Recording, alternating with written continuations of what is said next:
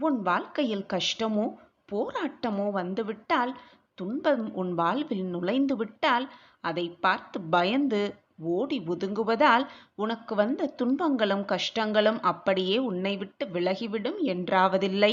அதை எதிர்த்து நின்று அதை அப்படியே ஏற்றுக்கொண்டு அதனோடு போராடி வென்று காட்டுவதுதான் உன் வாழ்க்கையின் சாராம்சமே அடங்கியிருக்கிறது. அதை விடுத்துவிட்டு அப்படியே பின்னோக்கி நகர்ந்து விடுவதால் எதுவுமே மாறப்போவதில்லை. நீ எவ்வளவு தூரம்தான் பின்னோக்கியே நடந்து கொண்டிருப்பாய்? என்றாவது ஒரு நாள் திரும்பித்தானே ஆக வேண்டும்.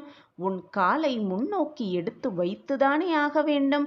அப்பொழுதும் அந்த துன்பமும் போராட்டமும் கஷ்டங்களும் இருந்த இடத்தில் அப்படியே இருக்கத்தான் செய்யும். எனவே என்றாவது ஒரு நாள் அதை அனுபவிக்கலாமே என்ற எண்ணத்தோடு இருக்காதே. இப்பொழுதே எது வந்தாலும் அதை அப்படியே ஏற்றுக்கொள். போராட்டமான வாழ்க்கையாக இருந்தால் போராடிப்பார்.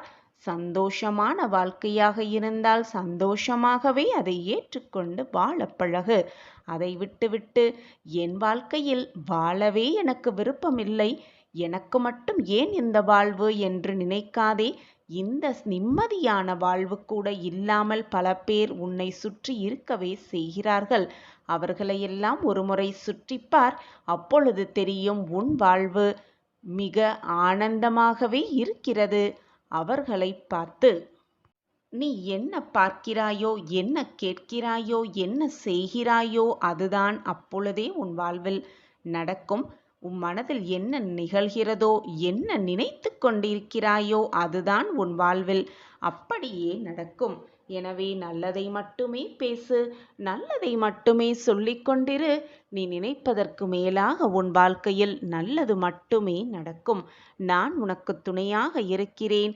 இந்த நாள் முதல், இந்த மங்களகரமான நாள் முதல் உன் வாழ்க்கையில் நீ நினைப்பது எல்லாமே உனக்கு சாதகமாகவே நடக்கும்.